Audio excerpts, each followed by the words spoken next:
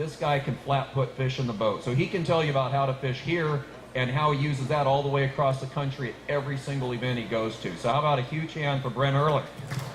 From the sounds of it, it sounds like I win every tournament I get into, and believe me, that is not the case. It takes a long time and a lot of near misses and a lot of bad finishes that you don't even want to talk about. So, yeah, that's the one thing about fishing. That I always say, there's only one for sure thing in fishing, and that's that nothing is for sure. And that's just the way it is. And that kind of applies to learning about fishing. Is you show me the guy that says he knows everything about fishing, and that's the guy that I'm going to be. Every day you learn something, and it's from everybody. It doesn't matter. I could be fishing the bank somewhere, and there's a 10-year-old kid up on the dock fishing, and he goes, you know what? I've been catching them doing this. And I go, you know, that's not what they do. You know, I know because I fish all the time, that's not what they do.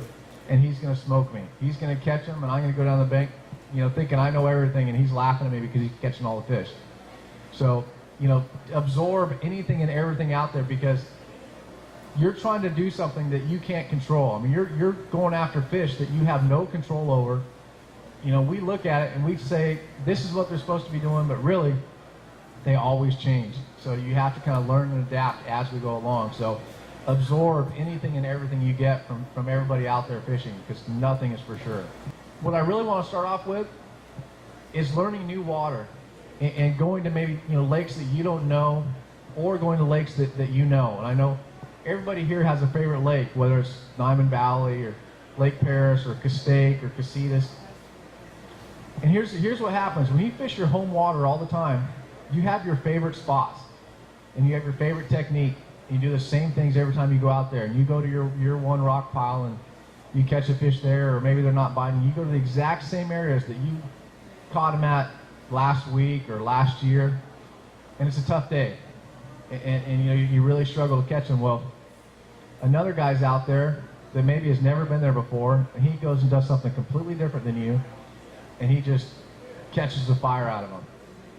And you kind of get into a rut in fishing all the same stuff, and you fish what happened before, what happened yesterday, last week, the year before. And for me, when I go, you know, to lakes I know or across the country, I never have once saved a waypoint, you know, anywhere I've gone, because I don't want to go to a lake that I caught them at last year and say, this is where I'm going to catch them. Because I've never gone back to the same areas and caught them year to year. Every time I go to a new lake, I catch them somewhere different. So when you go out on your lake and you go to your favorite spot, force yourself to go and fish something different. You know, maybe it's a different style of, you know, bait. Maybe you like throwing a drop shot, go throw a jig.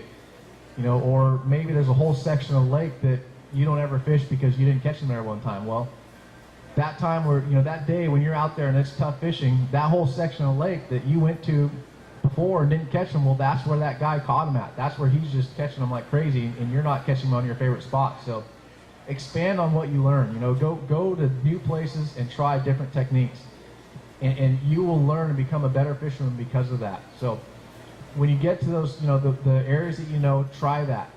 When you go to new areas, it's easy because you don't have any expectations. And one thing I do when I get on a new body of water is I research it before I get there. And being from California and fishing these lakes here, a lot of the lakes I fish on back east, I've never seen before.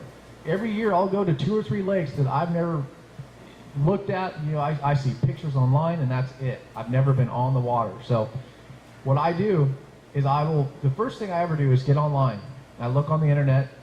I try and get fishing reports. I try and get ideas that, you know, maybe this lake is famous for a certain thing. You know, just any lake you go to here in Southern California, let's say it's Diamond Valley. If you read a report on Diamond Valley, there's going to be a drop shot written in there somewhere. And my guess is on just about every report you read on Diamond Valley, there's going to be something about a drop shot. So that right there tells me that if I go there, you know what, now I know a style of bait that, you know, that's what the fish should be biting on. So I will try that drop shot. But get a general idea. The next thing is call somebody. If you know someone that lives in the area, call them and just ask them what the fishing is like. Ask them, you know, what's a better area of the lake. then you can ask them techniques. What kind of technique are they biting on? Whatever. Just give you something to give yourself a heads up before you even get on the water. So once I do that, the next thing I do is I go on Google Earth. In Google Earth, you can get some great satellite images of the lake. Now, the best case scenario, which you can't do all the time, is if the lake images were taken when the water was lower than when you get there. And I've had that happen several times on lakes that I've never been to before, where I see something that looks awesome, a good underwater point, maybe it's a good underwater hump, that when you get there, it's underwater, but in that picture, on that satellite image, it was out of the water, and you can see a rock pile. I mean, the images are so detailed. You can see rocks, you can see trees on there. Sometimes you can maybe it's just an underwater hump that maybe it's not on your GPS, something that's not there. And you go, there's a spot right there. In fact, I even have a thing on my phone where I can get a satellite image that shows me exactly where I am on that lake, and it'll have that same image. So I can look at my cell phone and drive right to that underwater rock pile where that image was taken when the water was 20 feet lower. Well, now I drive right on the top of it, and I go, well, I'm sitting right on top of a rock pile, but it's 20 feet deep. Well, sure enough, that rock pile is 20 feet deep, and it's a perfect zone for those fish.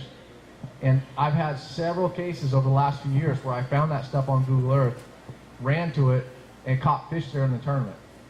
So I always look at Google Earth, and I always look at a regular paper map.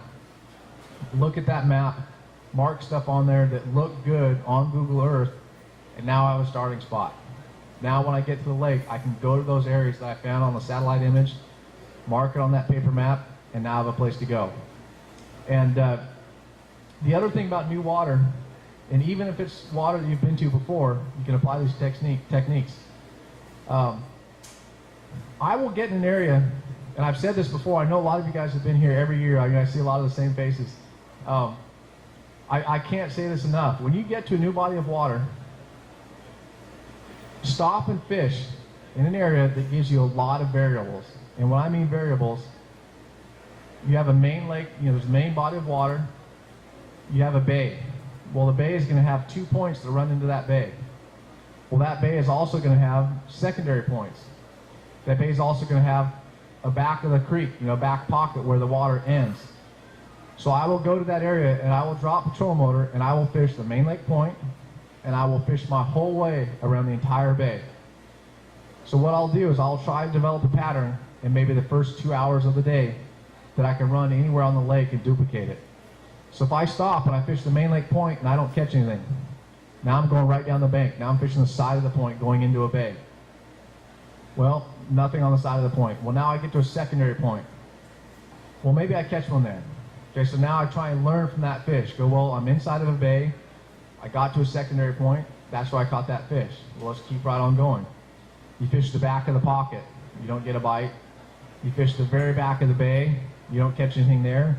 Now you're working your way out of there, and there's another secondary point. Well, what do you know? You catch one there too.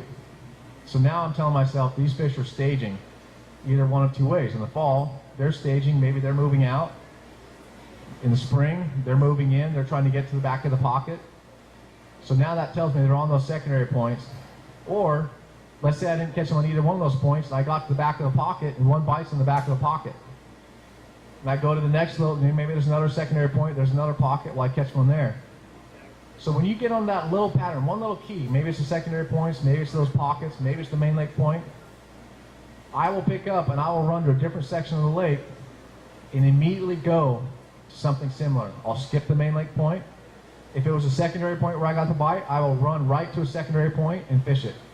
And if I get a bite, I'm now on a pattern that I feel like I can run the entire lake regardless of where it is, and run into a bay, look for a secondary point, and now I know that there's going to be a fish in that zone.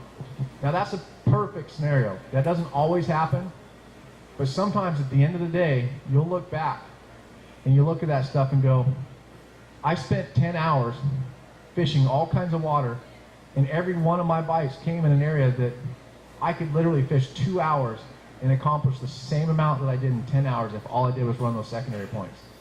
So that's kind of developing a pattern, and I do it by dropping the troll motor and fishing. Fish anything and everything and go. Now, not only when I do that, I find stuff that you won't see when you're running down the lake. And when I mean that, there might be an underwater rock, just an individual rock, maybe it's a lay down tree, something that you cannot see when you're running down the lake. Because if I see something that looks good when I'm running down the lake on pad, however many guys are in that tournament, if I'm fishing a 150 boat field, there's 140 other guys, 149 other guys that ran by and saw that exact spot and said, that looks good. Because it's something, you know, if we see a little point, a rock, or an individual tree or something, we go, man, that looks like a great spot. I better go try and catch, you know, see if there's something there. Well, I fish it and I leave, and 5 minutes later, the next guy comes running by and he fishes it and he leaves. Well, that thing's going to get fished 150 times, you know, over the next 3 days. So try and find the subtleties. Try and find something that's a little bit different or is out of the way to where you can't see it unless you're fishing. And I find a lot of spots like that where I'm on the trolling motor doing that thing where I'm trying to find as many variables, and I look down and there's an underwater rock and you can't see it's on the flat. Let's say it's a sandy beach and there's one rock down there. Well, there's going to be a bass sitting there just waiting to be caught, and no one's going to see it because they're going to drive right by it and say, that's just a sandy beach, I don't need to stop. So I can do, you know, several things by dropping the trolling motor and just running and looking like that. So, and it doesn't matter if it's a lake that you've never been to before. I'm telling you right now, there's a lot of secret spots on the lakes that you fish every day.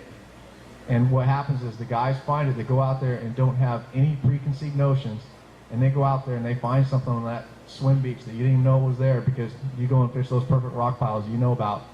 That guy found that spot and he beat you in that tournament. So always have an open mind and always look for new water. So that's kind of my basic way of starting on a new lake or trying to get out of your comfort zone on a lake that you know. And it works everywhere. Believe me, I find stuff out of Lake Paris every year I go out there that I didn't even know was there. I mean, there's so many little places there that you have no clue. I mean, it's unbelievable the amount of stuff that's down there that we don't even know about. And it takes doing something different to find those things. So new water, give it a shot. You know, you give yourself a lot of variables to try and jump onto that pattern. Now, I do this, you know, for me, I travel on, I fish tournaments. I rarely get out to, you know, and fun fish. So for me, I'm always trying to develop a pattern. I'm always on the time clock, and I'm always kind of trying to develop something that I can beat the other guys that are out there. But even if I was fun fishing, I would do the same thing, because you'll have a, you know, successful day, especially if you're fishing for more than one day. If you go out for a weekend, maybe it's a lake you've never been to before, or, you know, just give yourself those variables. By the end of the week, you're going to have a better trip. Okay, search baits. Typically when I get to any lake, I will always run a reaction bait. And it really varies on seasonal, type of structure in the lake, forage in the lake, water clarity is a big thing. For me, clarity is actually probably the biggest factor, because, well, look, before I get into that, let me give you one tip. If you get to a lake, I can almost always look at the water and have a general idea of where those fish are going to be holding based on the water color. And by doing that, let's say you go to Diamond Valley, and you can see 15 feet. You get out on the end of the dock and you can see 15 feet deep. I'm telling you right now, you're going to start catching a lot of fish in 15 plus. If I get on a lake where I see 2 feet down, I'm going to start catching those fish in 3 feet. Those fish are almost always out of your visual sight range when you look into the water. And if you know absolutely nothing about a lake, that will get you going in the right direction. I've done it everywhere in the country.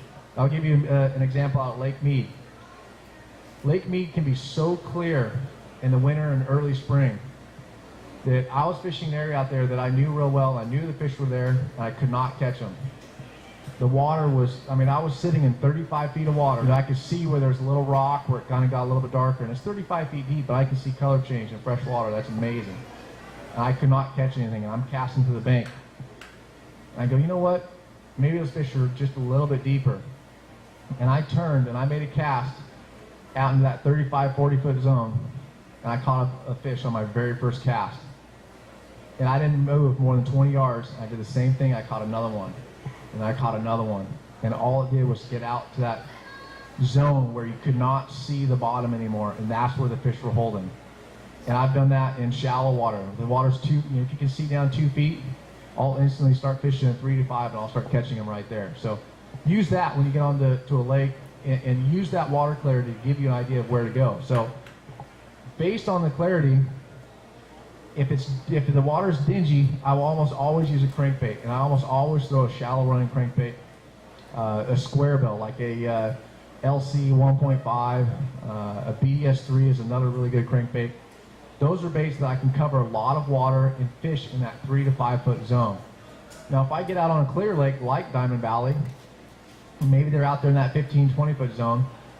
I don't really know just yet what depth they're in, but if it's clear like that, I almost always go with a jerkbait. To me, a jerkbait is a great clear water bait for covering water, and that's also the bait that I turn to when I can't throw the crankbait. I almost always will start off with that, but if the water's that clear, I'll go with a jerkbait. And I will always have some sort of a worm, a Texas rig, a drop shot, and then a jig. And from there you can run and fish a pattern, but I will always fish as fast as I can and cover a lot of water. And then if I see something, when you're doing those variables, when you're looking at something going down the bank, maybe I see that hidden rock or that hidden brush pile down there, that's where I'll slow the boat down and spin around and fish a worm or a jig.